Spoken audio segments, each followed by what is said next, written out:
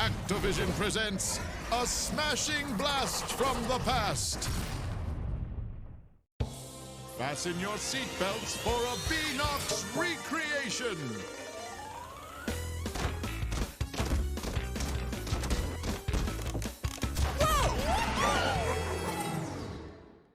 You know, I never played the original Crash Team Racing as a kid.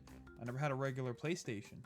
But it was only a matter of time until we got the remake, thanks to the likes of the Insane trilogy. So, now's a better time than any.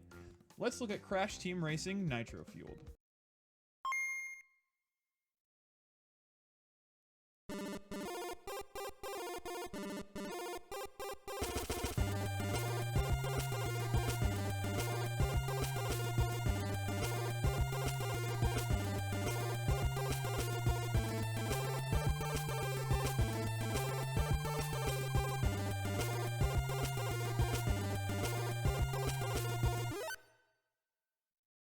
Okay, so the original CTR came out September 30th, 1999. It was a moderate success in the eyes of reviewers, gaining an 88 on Metacritic and an 8.5 on IGN. However, if you asked fans of the franchise what they thought about it, you'd probably get a more enthusiastic response. See, in the realm of kart racers, Mario reigned king for the longest time, but our furry little friend from Down Under was the first to really challenge the Italian plumber's throne. The game opens up with Crash, Coco, and Cortex having a friendly race, when an alien named Nitrous Oxide, yes, that's his name, and Crash and company love their puns, shows up claiming to be the fastest. I just want to take a note real quick and just say how similar Nitrous Oxide's ship looks like to Vorsalon's ship from Ratchet & Clank: A Crack in Time. I don't know, they just look really similar to me. Maybe that's just me. He challenges the fastest driver of Earth to race for the planet. If we win, then Oxide will leave.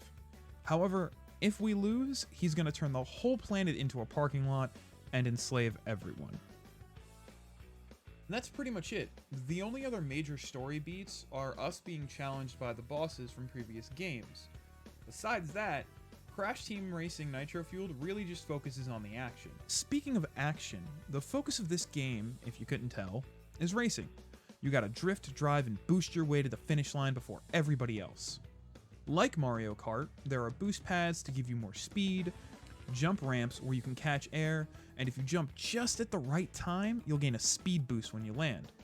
Wumpa Fruit, which you can think of as coins from Mario Kart, in which if you collect 10 of them, then you'll gain a small boost to your top speed, and weapon crates, which house both offensive and defensive weapons to give you a little boost.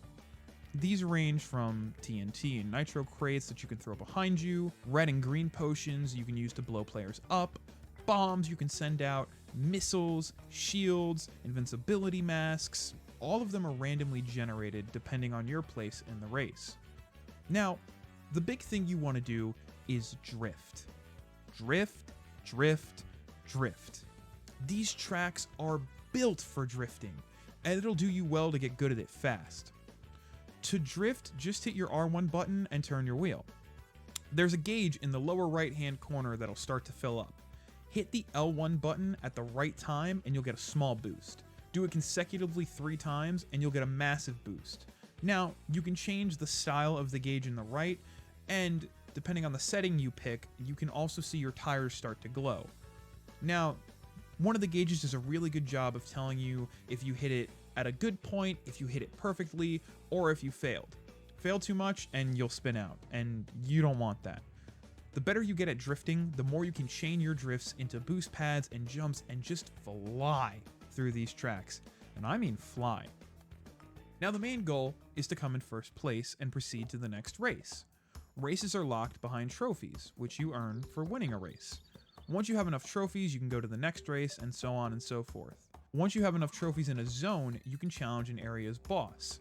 These bosses range from past foes such as Ripperoo, Papu Papu, Komodo Joe, Pinstripe Potoro, and eventually, Oxide himself.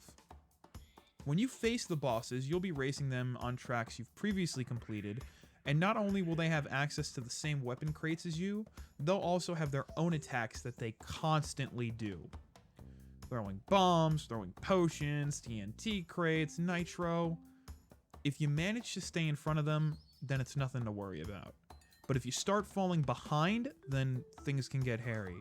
And trust me, you do not want to fall behind Pinstripe Totoro, because this dude will throw bombs, and the bombs change their curvature depending if he's going through a turn or not. So try and get ahead of him as fast as you can. Remember how I said you need to get good at drifting? Well, here's why. The game can be downright hair-pulling at times. There's a difficulty setting when you start the adventure mode. And let me tell you, when I started the game for the first time, I put it on medium. I was like, you know what? It's gonna be normal. It's gonna be fine. I can do medium. I got this. I almost pulled my damn hair out. Why, you may ask? Because on normal mode, the computer has no chill and will punish you for making the smallest error. Lord only knows how tough it's gonna be on hard mode. See, the thing I don't get is easy mode is a cakewalk. Besides a couple of later levels, when I was on easy mode, I blew through the competition, and I always had a substantial lead, even when racing the bosses. So I don't understand the difficulty spike. I don't know. Maybe I'm just trash at the game, but I had to play it on easy. That was the only way I really got through the game at the pace I wanted to. But once you race through all the tracks, beat all the bosses, collect all the keys from them, and beat Nitrous Oxide, he tells you you haven't seen the end of him, because you haven't done his time trials yet. So, much like old school game fashion, and Ratchet & Clank fashion in general, if you want to see the true ending, you've got to go back and do all of them again, and get all the time trials. And once that's done, you race him again, and then he leaves for good. But, just as a note, I didn't actually do this at the time of the recording. I don't know if I'm going to go back and do it, but I kind of figured that there was going to be another little scene, and it doesn't differ too much from the, normal scene. You just kind of beat him, and he's like, you know what, I'm getting too old for this, I'm out. And then Crash and Coco do a little dance. Well, that's adventure mode. Or at least, that's most of adventure mode. See, each race has CTR tokens to find, time trials to do, crystals to hunt down, but there's one aspect of Nitro Fueled that we haven't talked about yet, and that's the multiplayer. Honestly, it's what you expect from a kart racer in 2019. You have local multiplayer, and you have online multiplayer. You can do single races, battle mode, crystal hunts, and previously you could do whole Grand Prix, I think. I've only had a few online races, and they were okay. I did about how I expected to do, and that's relatively below average. I'm not really good at kart racers. If you've been playing since launch, though, you were around to see all of the seasonal Grand Prix Beanox had been doling out for free. Each offering new tracks, new characters, customization options, skins, characters from previous games like Crash Nitro Kart.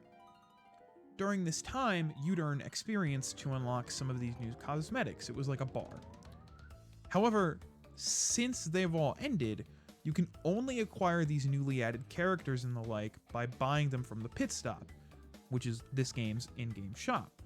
And you purchase them with Wumpa coins you can get for doing challenges or from actual real-world money.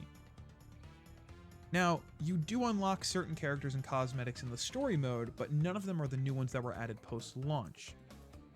And honestly, it's a bit of a bummer. Well, there you go, folks. That was Crash Team Racing Nitro Fueled. While I'm bummed that I can't earn the new characters or cosmetics just by racing online, I did have my fun with it. If you're a longtime fan of the Crash Bandicoot series, then it's definitely worth the pickup. Hell, if you're a fan of kart racers in general, and you've got a couple buddies that want to play, it's worth the pickup anyway. But, with all that being said, it's time for me to cross this one off my list, and go and tackle another game on my backlog. However, in the meantime, I do have a bigger project that I'm working on, and I thank you so much for being patient with me while I work on it. If you liked the video, feel free to give it a thumbs up and subscribe. Until next time, though, don't forget, there's nothing wrong with being average. I'll see you then.